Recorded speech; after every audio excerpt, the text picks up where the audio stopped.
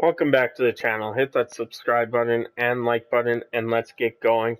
As today we are talking about James Neal and the potential of buying him out, how there's a couple key things to buying him out and a couple disadvantages of buying him out. And the key is buying him out, we won't have to protect him in the expansion draft. But that's not saying buy him out this summer.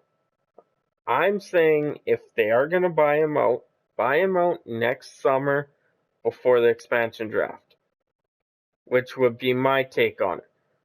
So a little about the buyout before we get more into details about the positive and disadvantage is Neal is making $5.75 million a year for the next 3 years. If we do decide to buy him out this summer, we would be paying him $1.916 million for the next 6 seasons. So it's a 6-year length for a 3-year buyout.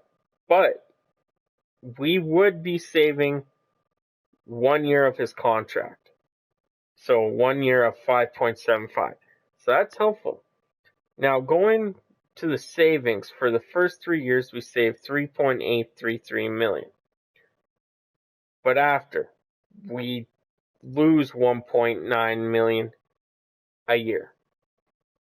So, the positive about buying him out is that extra cushion for dollar to go re-sign a guy.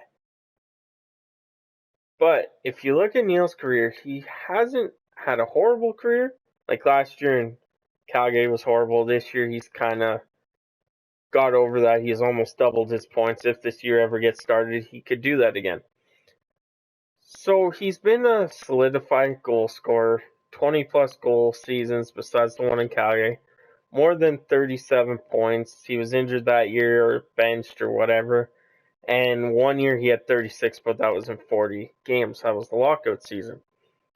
So, positive is we could save a bunch of money, re-sign guys. But the negative part about buying James Neal out this summer is right there, that points. With us saving $3.8 million, can Edmonton and Ken Holland find a forward? Doesn't matter position, because really it doesn't matter anymore. If you can win a faceoff, you play center on whatever side you're stronger on. So can we find a forward that can put up 40-plus points for $3.8 million? The answer is highly unlikely. With today's era, people and the salary cap going up and up and up, that means players want to get paid more. So I'm not disagreeing with the potential of trading James Neal or buying out James Neal. There is a trade possibility. Don't get me wrong. If we could trade him for someone that could put up the same points and save a little bit of cash, go for it. But in the end, I don't think we can get a player for $3.8 million that can put up 40-plus points a year. Not saying it's not possible. I'm saying it's highly unlikely due to money. Players want to get paid more. They could still produce less. Now, you can argue that, yeah, well, Kazian's putting up better numbers. Well, yeah, but who's Kazian playing with? I know Neal scored a lot on the power play with them, so there's an argument there. Let me know in the comments your thought about your positive and disadvantages to buying James Neal out, because there's a lot. You can trade him. Now, I'm not saying we shouldn't buy him out after next season, the 2021 season. That way, we don't have to protect his no trade clause.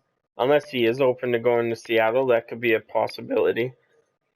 But then we don't have to protect him, and that will help the Oilers then. Also, you got to remember, at that point, let's just go to the Edmonton Oilers thing here. At that point, in the 2021-22 season, we have a center named Ryan Nugent-Hopkins that is going to be a UFA. I wouldn't be surprised if they pay him $7 million a season. I don't see it going up like Draisaitl's 8.5 or McDavid's.